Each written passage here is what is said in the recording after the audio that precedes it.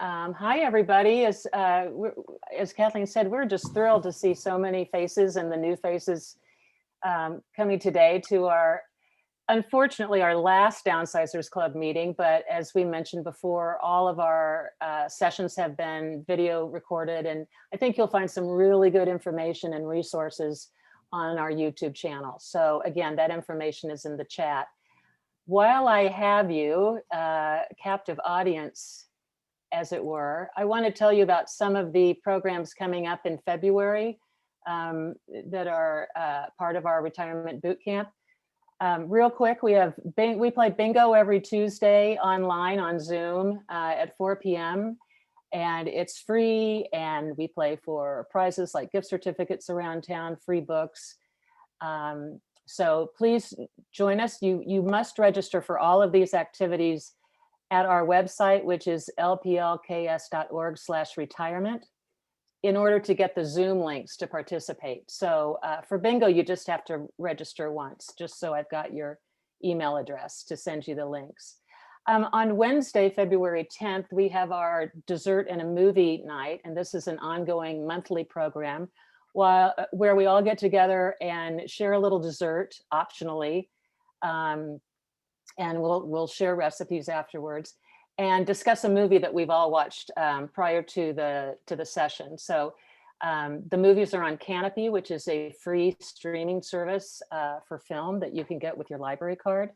And the movie this month is Flock of Dodos, the Evolution Intelligent Design Circus, and it was made in 2006. And our guest moderator will be Scott Morgan, who is the former school board president here in town in 2002 and 2003. And Stephen Case, Dr. Stephen Case, who is the former director of KU Center for Science Education, and he was in the film and is good friends with the filmmaker. So that'll be a really interesting program, I think. And then once a month, we also do a wine tasting session with wine experts around town called Wines Around the World. And that is Thursday, February 8th at 5 p.m. Again, you have to register to get the Zoom link. And our host will be from City Wine Market this month. So I just wanted to put that plug in while I've got so many people listening to me. But now, without further ado, we're going to start talking about this idea of mission-specific donating. So we all have a lot of stuff, and it runs the gamut, right? We've got clothes, we've got linens, we've got old furniture we haven't used and our kids don't want. So what would be the kinds of organizations around town? And we certainly don't have all of them for you today, but what are those organizations around town who take our items and put them directly into the hands of the people who need it now? That's kind of what we were going for. So we've got 5 representatives from 5 local nonprofits here to speak. They're going to speak for about 8 minutes just to tell you a little bit about their mission and the kinds of things that they are looking for, donations wise, and the kinds of things that they don't want or can't take, which I think is equally important in some cases. And so first, I'd like to welcome a woman from an organization that I confess I had not heard of before. I'm sorry, Elisa, but now I know about you, and I'm happy to share your mission with everybody here. Her name is Lisa Hallberg, and she is from Lawrence Unchained, and we're going to talk bicycles and bicycle gears and getting bikes into the hands of people who really want to ride them. So Lisa, take it away if you would. Hey, thank you. It's nice to be able to share what we do with all of you. So I am a bicyclist. I've been a bicyclist since I was a kid. And to me, bicycling is a way of getting around even more than a thing that you do for sport. And when I was growing up, so I'm 51, I'm looking down the road to being a retiree soon, one of these years.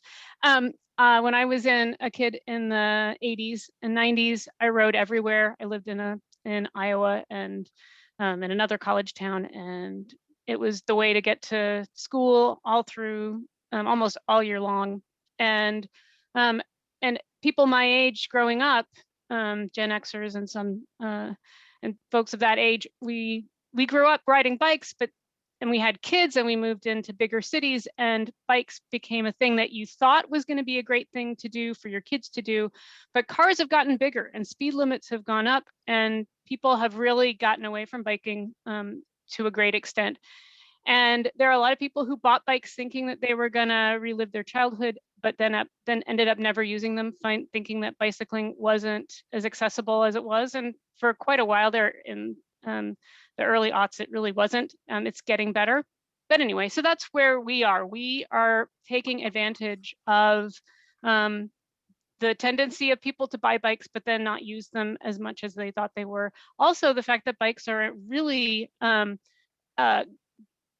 useful resource in that they are very durable. Even what we call Walmart bikes or big box store bikes that aren't really made as well as the older bikes, they're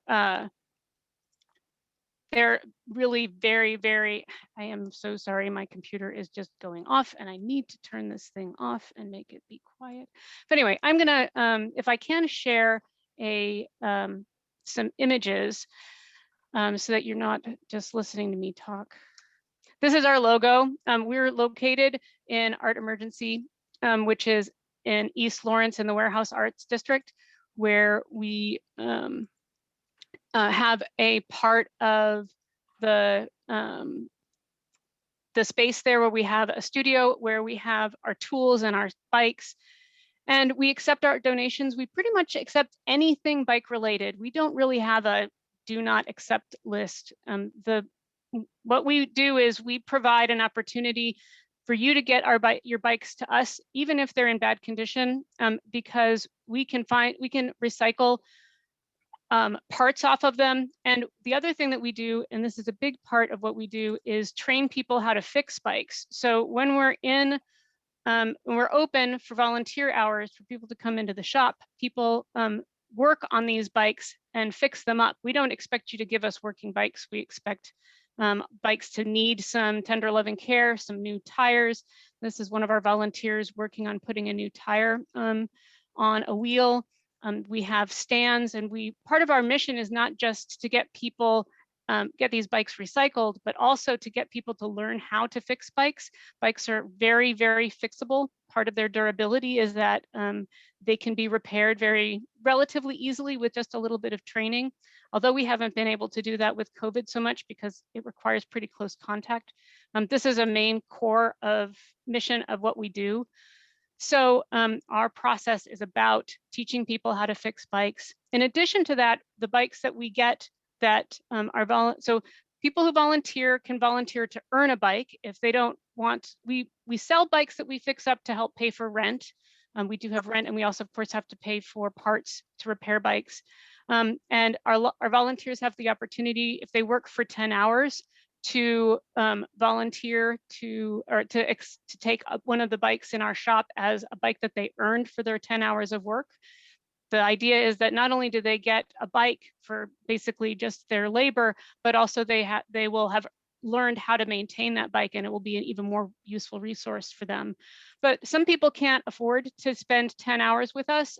Also, kids often have a much more constrained time frames. So the other thing that we do is partner with other organizations. This is an example of something we did a couple years ago with the Lawrence Douglas County Housing Authority, where we fixed up a bunch of bikes and coordinated with them with kids who were in the housing authority who needed bikes, who had time to spend with us.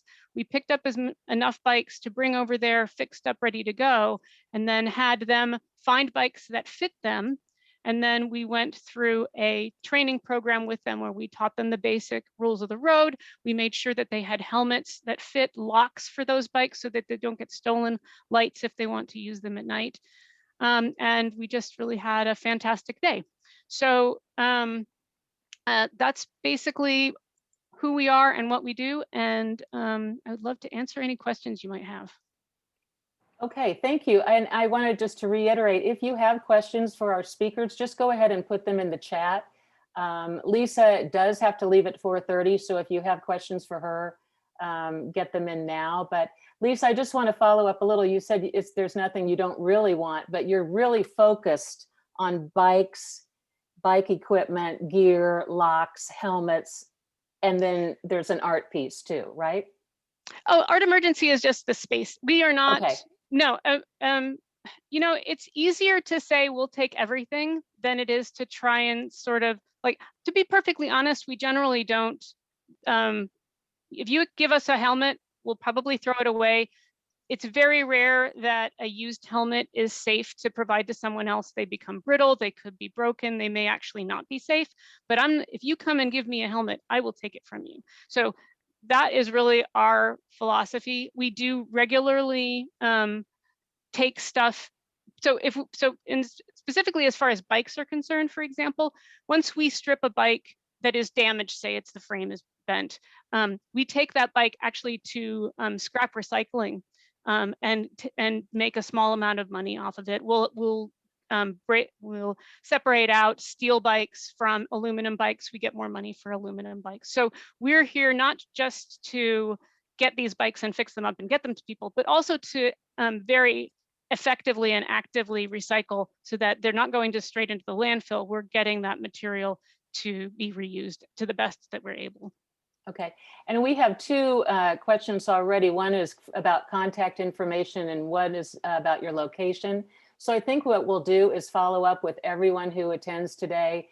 And if you'll just send, you can quickly repeat your location, but we will send everyone who attends today everyone's contact information that you've heard. But so maybe we're in the warehouse district. What is the exact address? I'm sorry, I got distracted by my alerting computer, but the best place to find us is online at lawrenceunchained.com. We actually accept donations at Anderson Rentals, but we aren't really open right now. So it was just, our space is not a publicly open space. We're only open by appointment and for volunteers. So lawrenceunchained.com, and there is information there, maps and directions and information about donation. You can also contact us directly. We can arrange to come pick up stuff if necessary. Okay, and Kathleen, you said you've got some questions coming into you. Yes, from Paulette. Will you pick up bikes that people want to donate? There's an email address on the website, and then we're also available on Facebook, and we will make arrangements if, yeah, we'll figure out a way to get bikes from you. Yeah. Okay. And then from Debbie, is there a restoration aspect to your organization where one could pay to have a bike restored? We are volunteers and journeyman bike repair folk. We might be able to put you in touch with one of our volunteers who would be interested in that kind of thing, but that's way beyond our skill set, just generally. Okay, that's all I have for now. Okay. All right. And again, we will follow up with, everybody with contact information. COVID, you said you're not open, you're closed. Is that because of COVID, or are you always just sort of a by appointment only? When we hope to go back to normal after things are easier for people to be in close proximity. If you can imagine working on a bike, you're training somebody how to fix a chain or something, you need to be able to lean in. Under normal circumstances, we are open on a weeknight, usually Monday nights from 6 to 8 p.m. And we do have our volunteers all sign up anyway, because we just only have a limited number of tools and time. And we want people who want to earn a bike to have effective time while they're volunteering. But we are also open by appointment, depending on the situation. Okay, so I'm assuming curbside pickup, throw your twisty old or new bikes in the trunk of your car and you'll come out and get them for people with an appointment? Yes. Okay, perfect. Okay, well, we will move on. Oh, Kathleen? I've got one more. Do you sell repaired bikes? Yes, we do. We have bike sales. It really helps us pay for rent, and we advertise those on Facebook. And of course, if by appointment, we could have you come take a look at what we've got too. Okay. Thank you so much for your time and letting me speak today. Oh, sure. Thank you so much. Okay, so we're going to move on to the Lawrence Community Shelter and Megan Bond, who is here to talk about their move out program. and the things that they are needing for the people who transition out of shelter living. Megan, take it away. Hi, thank you so much for having me here. It's really great to see so many people interested in downsizing. I recently downsized myself, and it's a big project, so hats off to y'all. Well, I'm the community engagement manager at Lawrence Community Shelter. We are the only year-round emergency homeless shelter in Douglas County. So we have quite a few different things going on all the time. And we have donation needs for each of those areas. But in terms of things that I think would be most suitable for the downsizers, I'm really thinking about our move out program. So when somebody moves out of the shelter or out of homelessness, they tend to have given away everything that they had or lost it, or so they tend to have this opportunity where we're gonna help them get into permanent housing. But they don't have anything, furniture, they don't have anything. And rather than ask them to just try to sit on pillows, we have started to collect items from the community, and we store them in our warehouse. We can only have so much at a time, but we have a volunteer-led program, and they are working people. So what you do basically is, if you have an item that is, say, a dining room table with a set of chairs, you go onto our website, which I have sent to Kathy and she will share with you. And there's a place that says get involved. It says move out program. And on the move out program page, there is a tab that says donate. And it's a form. And so you just fill it out, what you have, and you submit it. And usually within 2 days, but sometimes it will take them 4 days because they are volunteers and some of them are professors. So if you hit them on finals week, it might take 4 days, but then they will reach out to you and go through what it is exactly that you have. And they have trucks. They will come. They wear masks. They ask that you also wear masks and stay 6 feet away from them during this time. They're very concerned about, going into other people's homes. And then they will load it out for you and put it in their trucks. And then they bring it down here and to our warehouse space and load it in. And what's wonderful is that when somebody is moving out of the shelter, they can say, I need everything, or I actually already have a couch. My sister is holding it for me. And everything else, they will pick one of each of the things that generally goes into an apartment and put it into their trucks, make an appointment with the person who's moving into their first home in a while, and they will load it in for them. So they will have a bed, a dresser, or a bookshelf if we are out of dressers, which that does happen. Chairs, usually a sofa or a love seat, and maybe another chair for the living room, a lamp, and a nightstand. That's generally what we like to give. We also like to give pots and pans and cups and dishware, silverware also. So those are the most common. We also take small appliances. So right now I will just highlight the things that we really, really are urgently needing. And those items are couches and love seats. We don't take sofa sleepers because they're too heavy for our volunteers to carry. They're not professional movers and they are totally terrified of being injured, of course. Dining room or kitchen tables and chairs. So it could be just the table or just the chairs or a set, really up to you what you have. And then dressers. Dressers are always in high demand. So those are the things that we currently need very badly, but we also are looking for twin, full, or queen mattresses. We also will take the metal frames that go around the bottom of, but that don't have a headboard and all that, because we just don't have enough room to store all of an entire frame, but we love the little metal ones. And let's see, box springs also in those same sizes. We don't take king, just people don't tend to move out of a homeless shelter and into a place big enough for a king bed.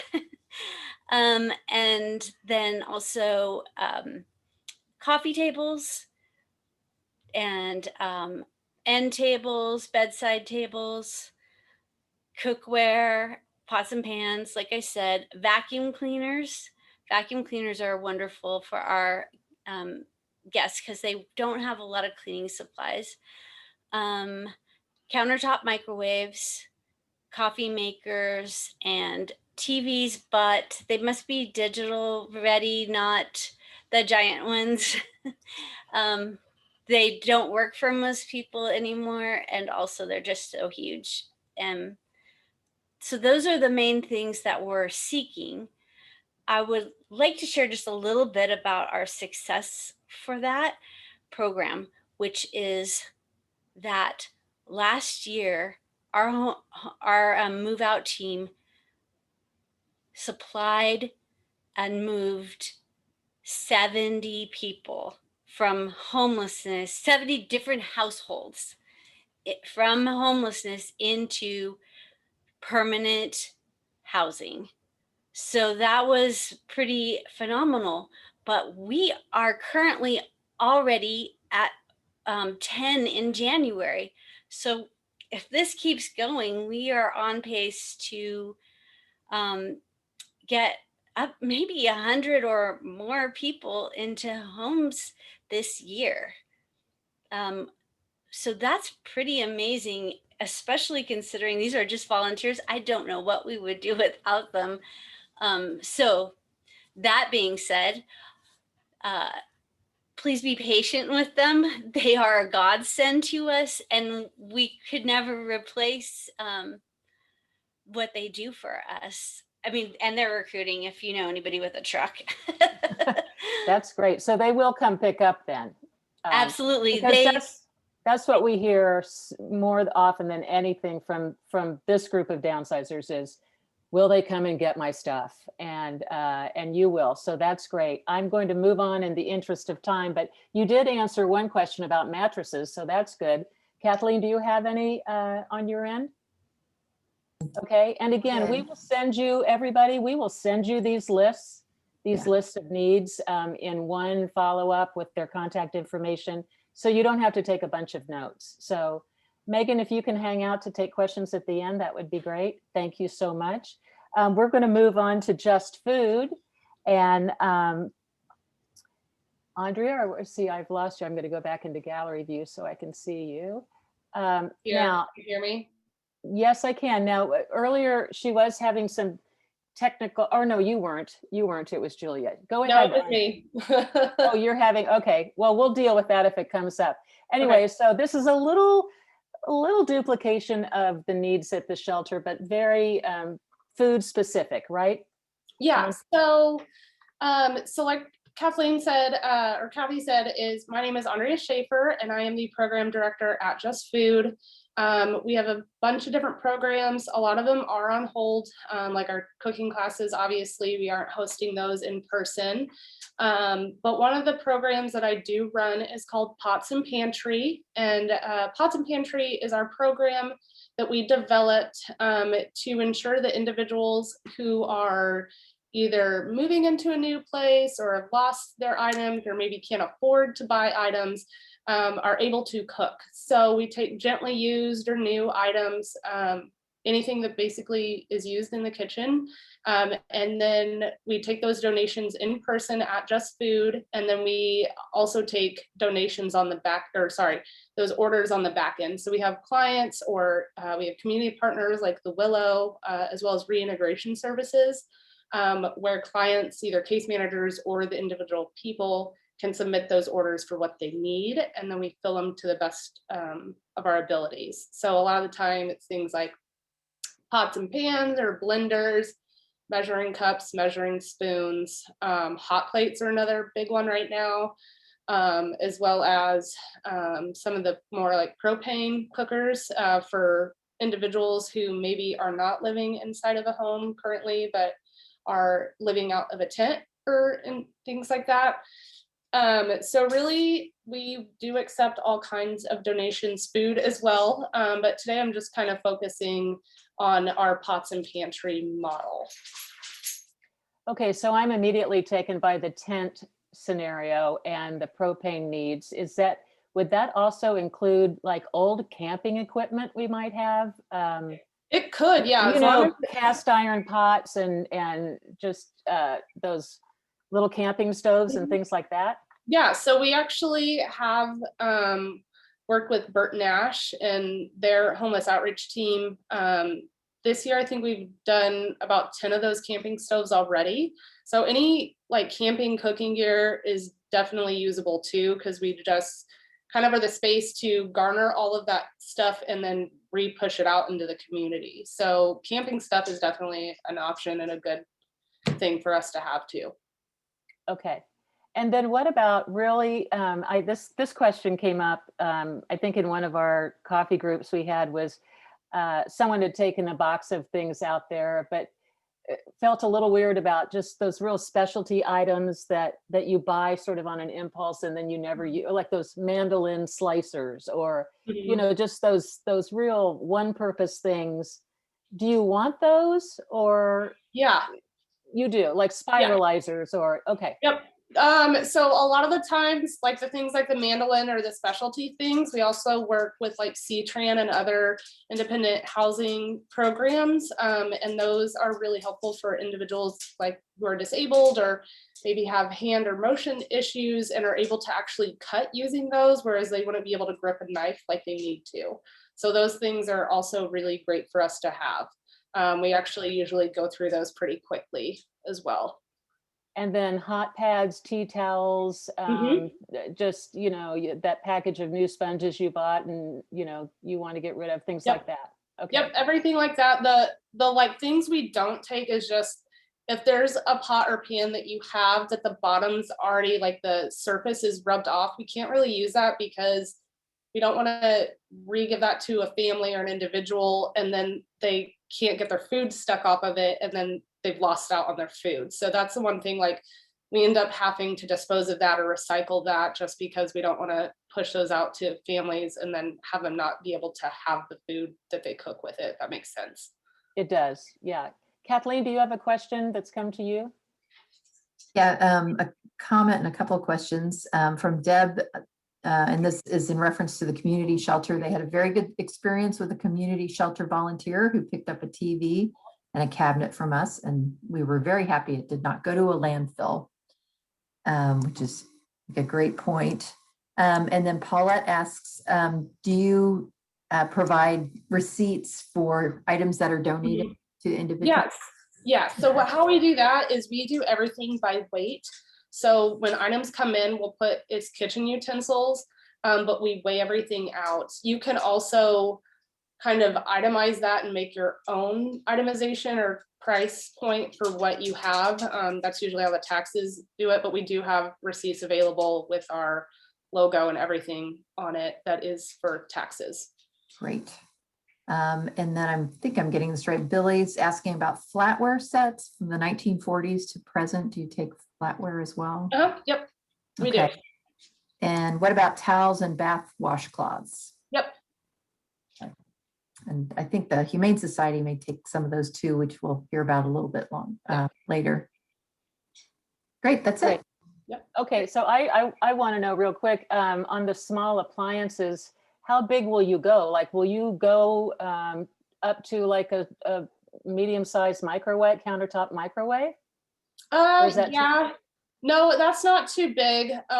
So right now we're in a temporary situation. So we're at Peasley Tech currently, but we moved back to our permanent facility at Just Food at 1000 East Haskell. So we'll have a little bit more room.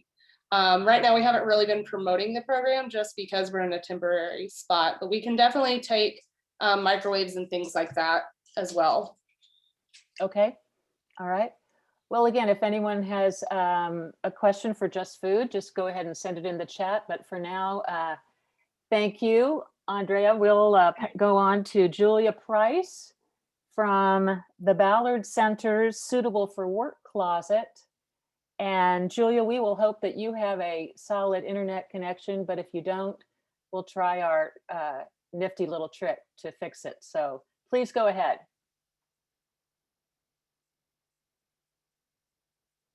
Julia, let's see. Let's see if I can find her.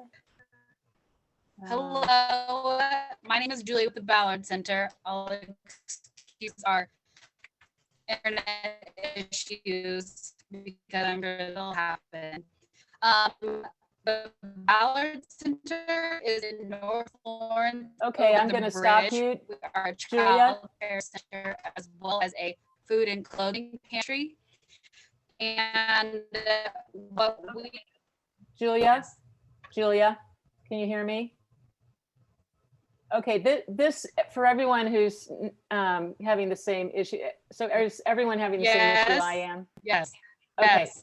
Well, we've got a trick that's going to try to remedy this situation. She obviously has a bad connection, but this has happened before, and it helped for everyone to turn off your camera because the video obviously uses a lot of bandwidth. So if you will go down to where it says stop video and everyone just turn your camera off for a minute, hopefully we will be able to hear but not see, unfortunately, Julia. We had to do this during a wine tasting and it did work. It's just, okay, I'm gonna do the same thing. Okay, Julia, let's try it now and see if we can hear you better. Okay, can you hear me now? Yes. Okay. Go ahead.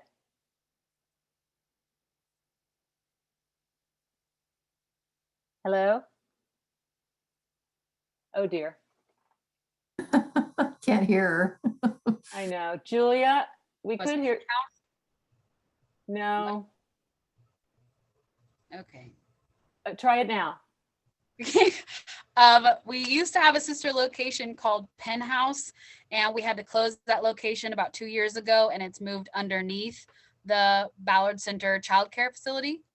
And what we do is we take donations for both sections, actually. So for the Child Care Center, we're always taking donations such as Play-Doh and diapers and wipes. And then for our pantry downstairs, we take things such as non-perishable food. We can take t-shirts and jeans and coats. We try to stick with seasonal donations just because of the capacity we have to store is not very big. We'll take winter appropriate shoes. We take all kinds of toiletries such as toothpaste and toothbrushes and toilet paper and cleaning products. We also take linens and paper towels. We cannot take large furniture, but we can take small appliances. And if somebody did have like a dresser that they wanted to get rid of, they could contact us because we do sometimes have a waiting list of families who are waiting for certain types of furniture. So if we can place it that day, we'll let you know. And sometimes we can use our Ballard van to come pick items up if that helps. We also take sleeping bags. Where we are located,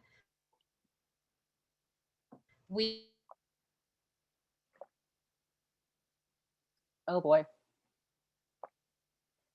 Julia, you just cut out again. Well, darn. Okay. All right. Well, why don't we try to, let's everybody start your video again. Nice.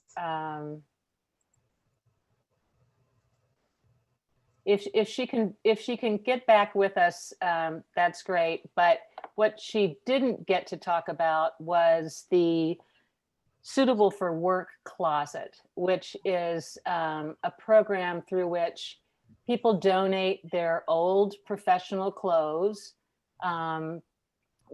Many of us who are retired, and especially after COVID, for crying out loud, have nicer clothes that we just probably won't wear again, suits or, dresses or whatnot, and handbags, briefcases. And they do want to accept those things as well. And they will get them into the hands of people who are maybe going to a job interview or need them to wear to work. So Julia, will you nod if that's accurate? Can you hear me? Okay, you can try it again, but you were cutting out so badly. Yes, we have a pantry. We accept food, winter appropriate clothes. We try to stick to seasonal because we cannot store too much clothes. We actually have had a ton of donations for the professional closet. Okay. It's pretty packed right now. What a lot of people don't donate is. Okay, Julia, I'm going to stop you. Julia, it's not working, but I think what I heard you say is make sure your donations are seasonal. So don't be donating clothes from the summer or spring because they just don't have the space. And I apologize to everybody for the technical difficulties, but we will definitely get you the list from the Ballard Center along with everybody else's list. Yeah, there's a couple of questions that we can include in maybe get the answers from Julia and we can email them out to folks. Okay. Julia, there is a recommendation that you might want to try to call in, and the number is on the email that I sent you this morning. So if you want to try to call in, we can get you back on after the Humane Society. So give that a try. Thank you for the suggestion, people. So we'll just go ahead and move on to Sydney Martin. Sydney is from the Lawrence Humane Society, who's having a very busy year, or had a very busy year last year, as you can imagine, with people wanting companions to help them get through COVID, and they're always in need of supplies. So Sydney, why don't you tell me about those needs and how they're used? Yeah, awesome. So as was stated, my name is Sydney. I am the content creator over at the Humane Society. I've been with them for about a year, and I run all of our social media platforms. So I'm the face. You can have a face to all the animals now. But in-kind donations are so helpful to us. Just the day-to-day items of caring for animals and keeping our shelter clean, which is pretty important to all of our staff, is very necessary in just like running our organization. So we'll start off by saying all of our food for our shelter animals is provided to us by Hill's Pet Nutrition. So that's an extremely helpful, constant source that is needed. And then we do our best to keep our Amazon wish list up to date. And add things, kind of like weird random things that we don't always have an ongoing need for. So I'm sure that Kathy and Kathleen will definitely include the link to our Amazon wish list in the email afterwards. But that includes some of the things that we don't always have an ongoing need for. But like when I was at the shelter, we didn't have any pins. So I was like, oh, that's a good thing for the Amazon wish list. So there's a place for you to kind of check in and see kind of what's needed. We also have the list on our website under the donation page, and we started doing a digital magazine that's released every month. and it's pretty fun, and we include the most needed donations each month on there as well. Also provides a little bit of entertainment if you would like to be subscribed to that. I'll send Kathy and Kathleen that link as well if you want to subscribe to that. So those are kind of some of the ways that you can find out what we kind of need most at the moment. But ongoing items that we always need, I'm going to go through some of those. I'm actually going to share my screen and show you this little graphic that we have. Give me just a second. Okay, here we are. So I'm just going to kind of go through some of these items, and these are the ongoing items that we use all the time. Some of the top ones are dry food, and I know I mentioned that Hills provides all of our shelter pets with that, but we use the dry food that is donated to us to give out to folks who need help feeding their pet. So if your dog had you got some new food for your dog and he hated it, and you're like, oh my gosh, I don't want to waste this whole bag, just tape it up as best you can for us, and you can donate that to us, and we can definitely utilize that. Wet food, same thing. You know, if you get a pallet of food and the animal just doesn't like it, we can take that. Always, always, always, I would say one of our biggest need items is soft dog treats. We prefer the soft ones over crunchy ones just because they're less messy, but we always need those. We always can use peanut butter, which we use almost on a daily basis for dog enrichment. And then beds for dogs and cats, toys for dogs and cats. If you have those laying around and they're gently used, we can totally use those. And then I think one that might be beneficial to most humans is our blankets and towels. And I'll just kind of go over the distinction of what we do like and what we don't. We do not accept pillows or fitted sheets. The pillows are a nightmare when you put it in a kennel with a dog, and fitted sheets, they're hard to use. So something that might be kind of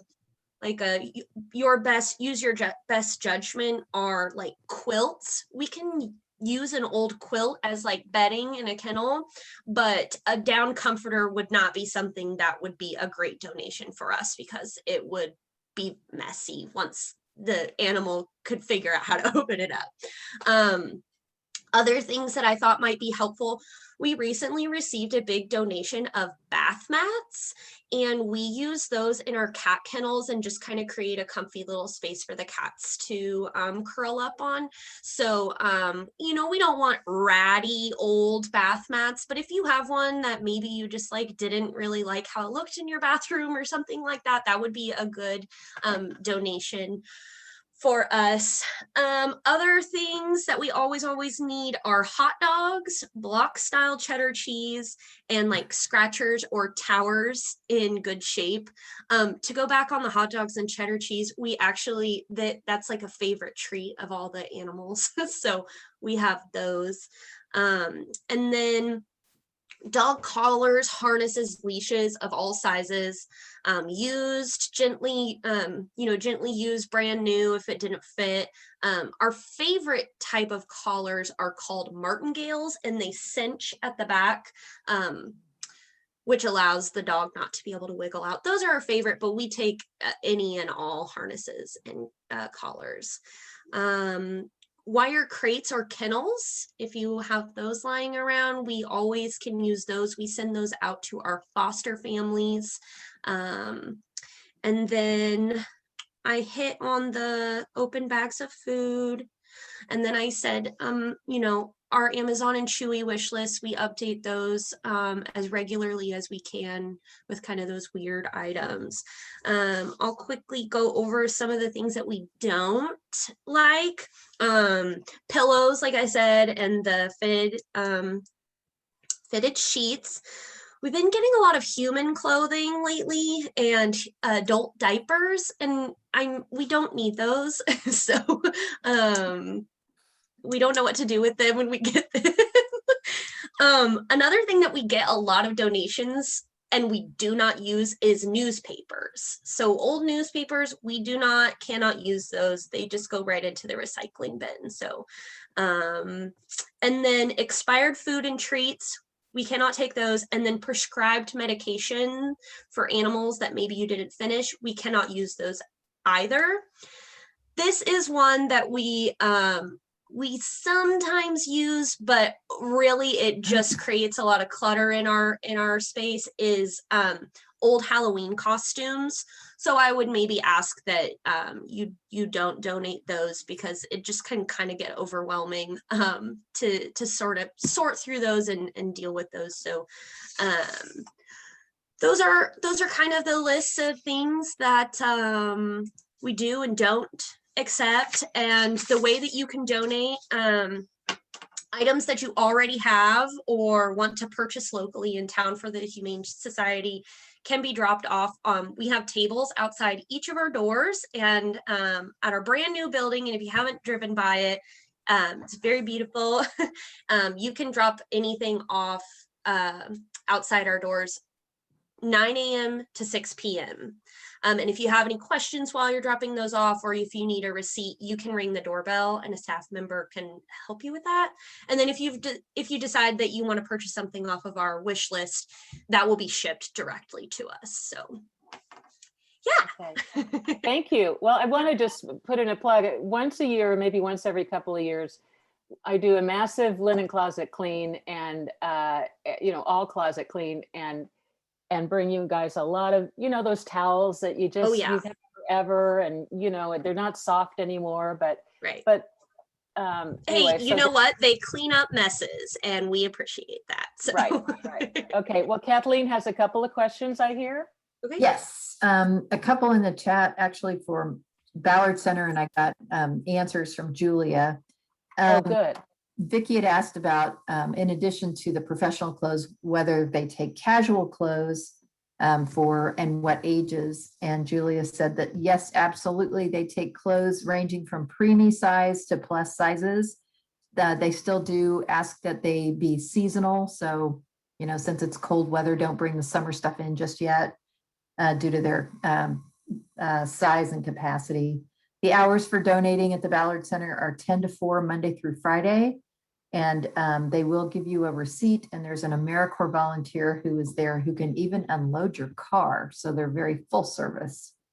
And then a comment from Just Food that they do take both adult diapers. So don't take them to the Humane Society, take them to Just Food, and also baby diapers as well. And then a question from Billy for Sydney at the Humane Society. Would you accept handfuls of functional pens?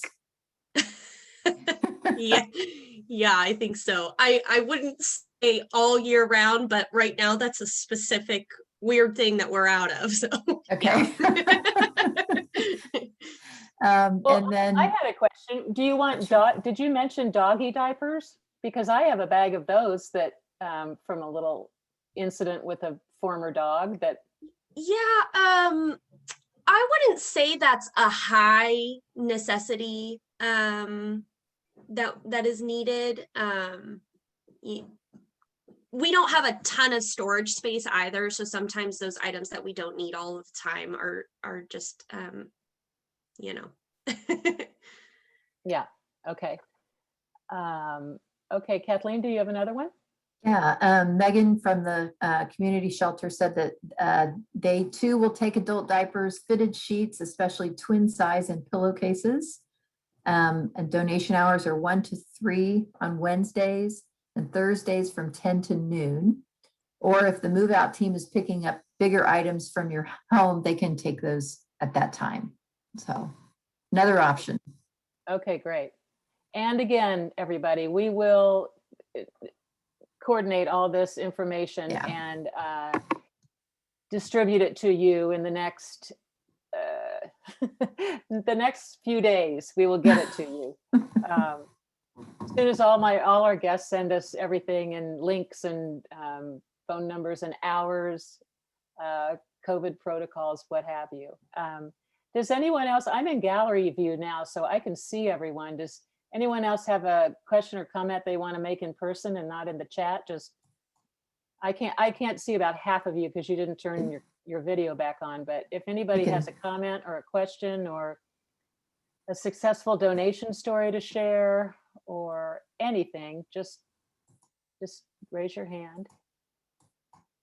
No, is there anything that our guests wanted to add that you didn't think of when you were speaking? No? Okay, well, Julia, wherever you. One quick thing. Okay. On the on adopting, we are getting, it is puppy and kitten season. So if any of you folks are interested in a young little baby, we're ramping up, and there's always older ones too that are looking for homes. So you know, that's exactly why I haven't brought you a couple of dog crates, because we can't decide whether we want another dog. But that's why we got way too much dog equipment. Just trying to make up our minds, but that's a good plug. And I did not know it was puppy season so soon, so I learned something. Okay, anybody else? All right, well, I hope that everyone goes to your closets and pulls out a lot of stuff for these 5 great organizations. I wanted to say, oh, the Service League has accepted winter clothing also. This is the Social Service League. Their sign on the door says they're not accepting, but if you knock on the door, they accept and are very happy. Okay. So apparently they just don't want walk-ins, but go ahead and knock on the back door at Social Service League and they'll come out. And they're interested in bedding too. So. And another question for the Humane Society, are you looking for foster families?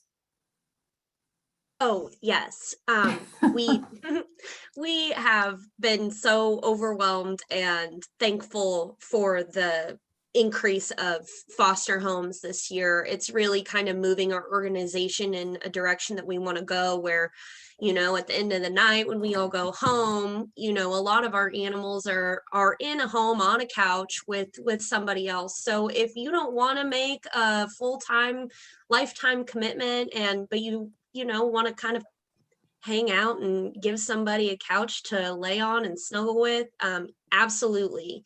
If you go to our website, lawrencehumane.org, you can go to get involved. On the menu at top, it says get involved, and then there's the foster button. You'll click on that and send in an application.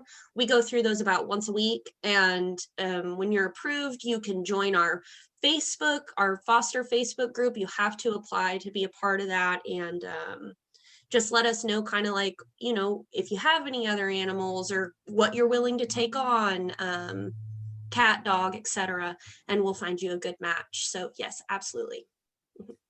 Okay, well, go ahead, Kathleen. There's another question, presumably to Sydney. Has there been any updated information about COVID spreading from animals to humans?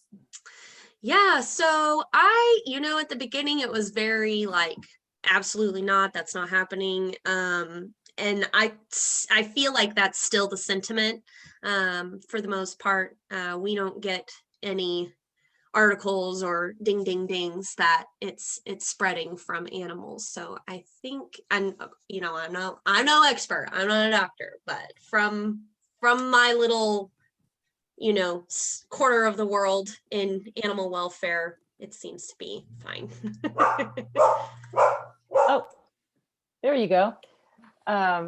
All right, and well, and now I don't see Julia anymore. I just wanted to tell her, if she's still listening, that we're so sorry the connection did not work out today, but we will get everybody's information.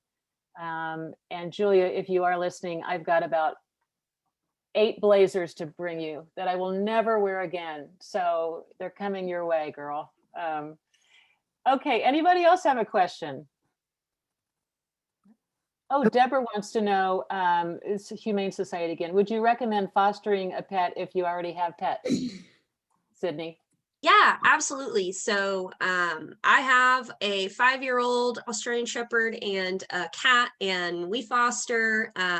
We have animals who get along great, just if they're surrendered or whatever, we have that information that they lived with other animals, and so they can go to a home. We do need families who don't have any animals, because we do have some pets that are a single dog home. But for the most part, if you have pets, everybody at the shelter has pets. We foster, so it's not a problem. Okay, Eleanor Woodyard has a question, and Kathleen, can you unmute her so she can ask it? Yeah, she's unmuted. Yes, Okay, go ahead. I just wanted to know who would take old pillows, both feather pillows and other kinds of pillows? Anyone know? And Megan, you're not accepting pillows for mattresses, but no pillows or pillows?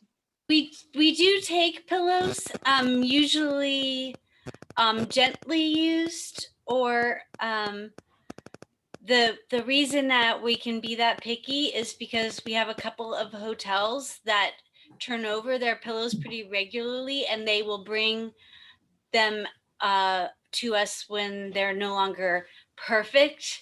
So and then we do give those out. That's not to say that we always have enough, but we almost always have enough. And then inside the shelter with our guests here, we actually use very specific bed bug resistant pillows and mattresses. So they're not the typical kind that you would use at home. Eleanor, we're getting a message from Deborah that the Social Service League does accept pillows. So again, that's the one where you go, it's, what street is that on? It's on Rhode Island. It's Rhode like Island, right? 9th Right and by Rhode the- Island. Yeah, right by the Marriott Hotel, I think it is. Yeah. And you go up the alley. You just go in the back alley and knock on the back door during their hours. And apparently they'll come out. And a tip from Billy, you can have your feather pillows cleaned at Scotch Cleaners, and they'll even put it in new ticking. So, which I didn't know. It's good. Wow. Yeah, Okay. rejuvenate them. Or get yourself a pillow guy. Yeah. I'm kidding. Bad joke. Let's not go there. Bad joke. No, I didn't go there. Okay. All right. Anyone else have a question? Just raise your hand and okay. Oh, there's Joyce. Oh, Joyce. I'll unmute her. Okay.